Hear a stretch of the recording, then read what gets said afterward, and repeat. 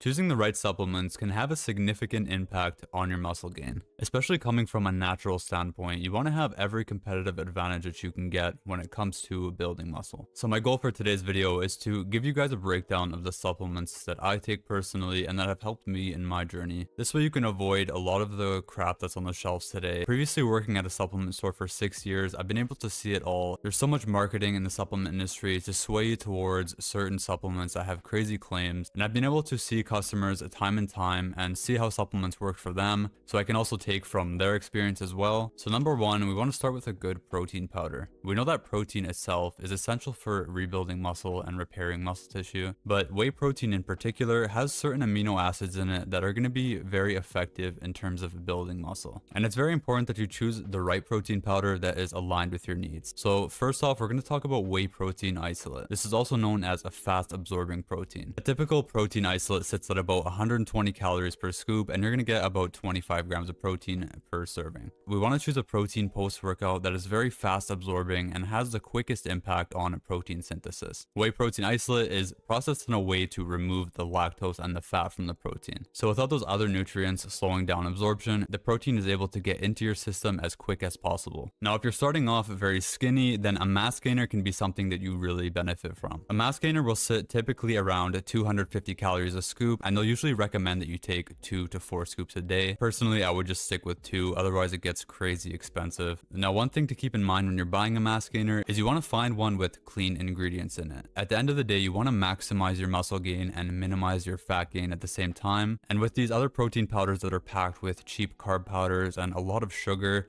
you're going to be adding on a lot of fat in the process, and that's just going to slow you down from getting to your end result. One example of a clean mass gainer is actually called Rivalus Clean Gainer. This gainer sits at 560 calories per serving, which is 2 scoops, and you're going to get 33 grams of protein per serving. And you can see here the carbohydrate blend is super clean, made up of things like quinoa, rice, and oats. In comparison to a cheaper, dirtier gainer, for example, it's going to be made up of those cheap carbs and sugar, like I was saying. So it's important that you choose the right source of fuel for your body, because what you put in is really what you're going to get out at the end of the day. And in terms of how much protein you need per day, I'm going to be making another video after this explaining how to calculate your macros, how to calculate your protein, and all of that, so stay tuned for that. But next up, we're going to be talking about creatine. Creatine, in my opinion, a very, very important supplement, especially if you're natural. It is going to give you that competitive edge. It's so heavily studied and scientifically proven to be effective for muscle gain, and it's something that's super cheap as well, so it's something that you should definitely look into. What creatine does essentially is it speeds up muscle recovery. So in simple terms, you're going to be gaining muscle faster.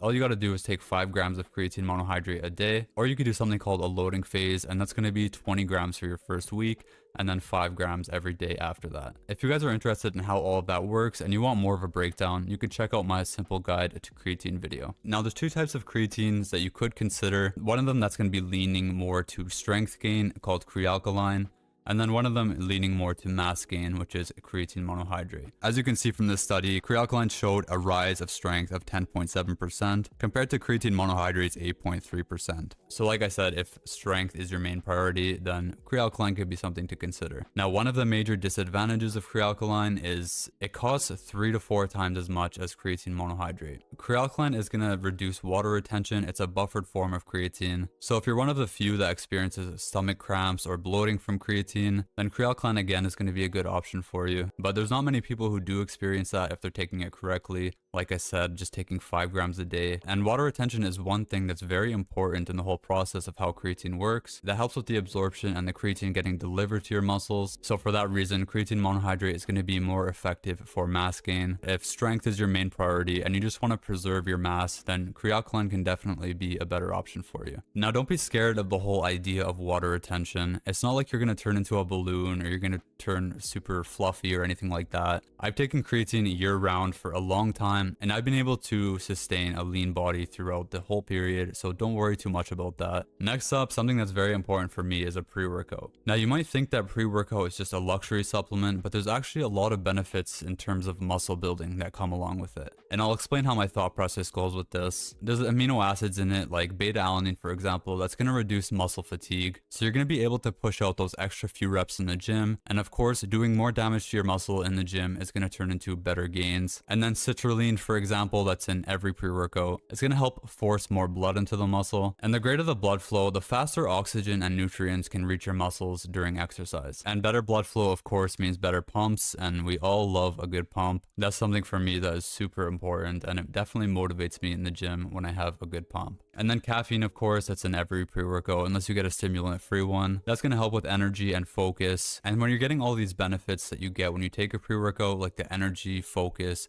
better blood flow, less fatigue, you're in turn going to have better sessions in the gym. And when you're having better sessions, this is all going to add up to better gains in the long run. So it's important that you're putting in good work in the gym. And if a pre-workout is something that's going to help you reach that goal, then it's definitely going to be something to consider. Now, these 3 supplements are the only thing that I have been taking consistently throughout my muscle building journey. I really can't stand for other supplements. It's so expensive once you start adding in things like BCAAs, glutamine, fat burners, test boosters. And I think that they do have their time and place for certain people, and they can benefit a little bit in certain situations, but they're just not necessary. So stick with these 3 supplements. You can get a full stack for something like $70 a month. And these 3 supplements are going to help you a lot to reach your goals in the gym. So it's definitely worth the investment in my opinion. But yeah, guys, thank you all so much for watching. I hope this helped you guys out. And feel free to leave any questions that you guys have in the comments. I'd love to answer your guys' questions and clear things up in any area that you need. And if there's any video suggestions that you guys would like me to cover, I'd be very happy to do so. But yeah, guys, thank you all so much for watching. I seriously appreciate it. And we'll see you guys in the next video.